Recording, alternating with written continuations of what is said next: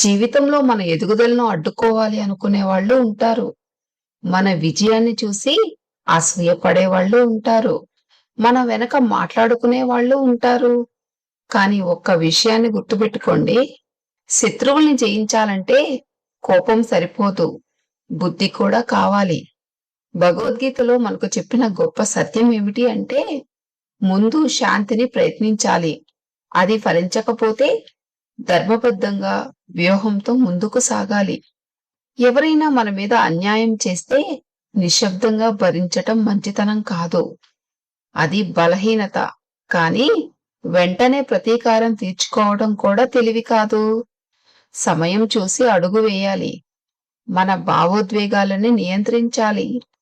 మన లక్ష్యాన్ని మర్చిపోకూడదు. శత్రువు నిన్ను రెచ్చగొడతాడు. ఎందుకంటే కోపంలో ఉన్న మనిషి తప్పు చేస్తాడు.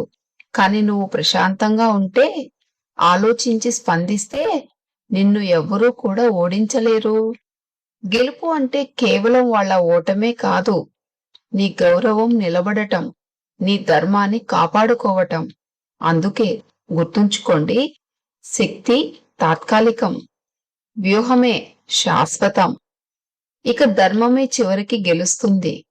నిన్ను తక్కువగా చూసేవాళ్ళు ఉంటారు. నిన్ను అనగదొక్కాలి అని ఎదురుచూసే వాళ్ళు ఉంటారు. అవునా? అయితే ఈ మాటల్ని చివరి వరకు విని శక్తిని పెంచుకోండి. ఇందులో మొట్టమొదటిది, శత్రువును తక్కువగా అంచనా వేయకండి. అప్రమత్తతే విజయానికి కవచం. జీవితం ఒక యుద్ధభూమి. ఈ యుద్ధంలో మనకు కనిపించే శత్రువులు ఉంటారు, కనిపించని శత్రువులు కూడా ఉంటారు. చాలా మంది ఓడిపోవటానికి ప్రధాన కారణం తమకు ఎదురుగా ఉన్న శక్తిని తక్కువగా అంచనా వేయడం. ఇది చిన్న విషయం, దీనివల్ల ఏమవుతుంది అనే నిర్లక్ష్య భావనే అసలు ఓటమికి మొదటి కారణం. చిన్న మంటను పట్టించుకోకపోతే అది పెద్ద అగ్నిగా మారి ఇంటినే కాల్చేస్తుంది. అలాగే చిన్న సమస్యే గదా అని వదిలేస్తే అది పెద్ద సంక్షోభంగా మారుతుంది. ఒక చిన్న అప్పు, ఒక చిన్న ఆరోగ్య సమస్య, ఒక చిన్న అలవాటు, ఇవన్నీ మొదట చిన్నవే. కానీ నిర్లక్ష్యం చేస్తే వాటిని పెద్ద శత్రువులుగా మారుస్తుంది. శత్రువు అంటే కేవలం బయటవాడి కాదు. మనలోని అలసత్వం, నిర్లక్ష్యం, అహంకారం, ఇవే అసలైన శత్రువులు. రేపు చేస్తాను అనే ఒక్క మాట ఎన్నో అవకాశాలని నాశనం చేస్తుంది. ఏమంటారు? ఆ ఒక్క ఆలస్యం వల్లే ఎన్నో కలలు కూలిపోతాయి. అందుకే రేపు అనే శత్రువును ఇప్పుడే జయించాలి.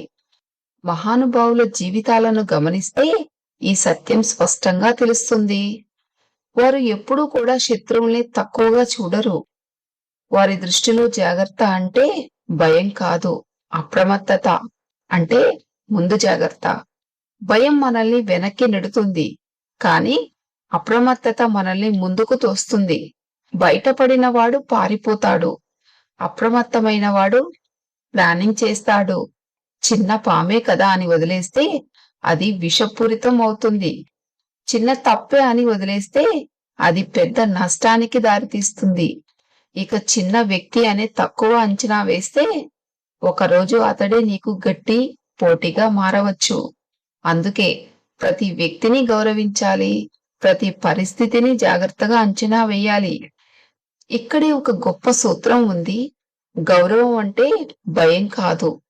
నువ్వు ఎవరినైనా గౌరవిస్తే, వారి శక్తిని అంచనా వేస్తే నీకు అప్రమత్తత వస్తుంది.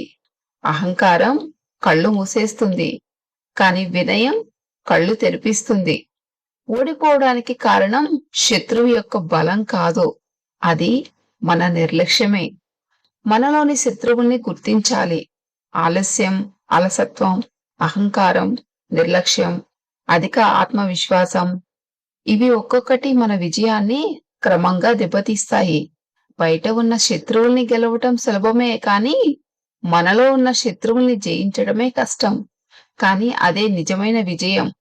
ప్రతిరోజు మిమ్మల్ని మీరు ప్రశ్నించుకోండి, ఈరోజు నేను ఏ చిన్న సమస్యను వదిలేశాను అని.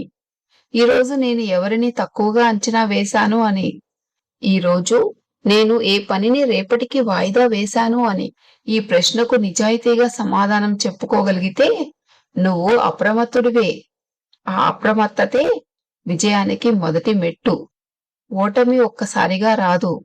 అది చిన్న చిన్న నిర్లక్ష్యాల యొక్క సమాహారం.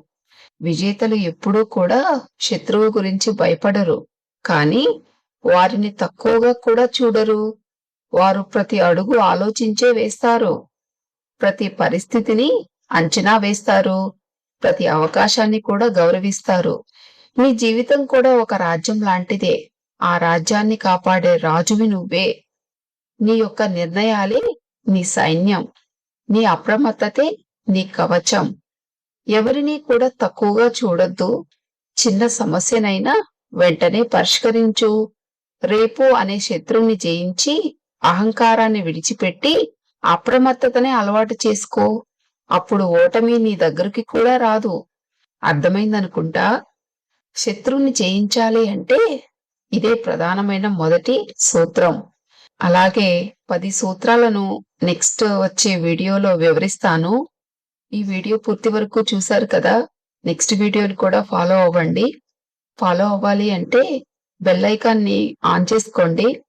ఇదండి మరి ఈ వీడియో నచ్చితే లైక్ చేయండి. ఇలాంటి మరిన్ని ఇంట్రెస్టింగ్ వీడియోస్ కోసం ఛానల్ని సబ్స్క్రైబ్ చేసుకుని నోటిఫికేషన్ బటన్ని ఆన్ చేసుకోండి. అప్పుడే నేను పెట్టిన ప్రతి వీడియో మీకు నోటిఫికేషన్ రూపంలో మీకు వస్తుంది. ఇందులో ఏది బాగా నచ్చిందో కామెంట్ చేయండి. Thank you for watching.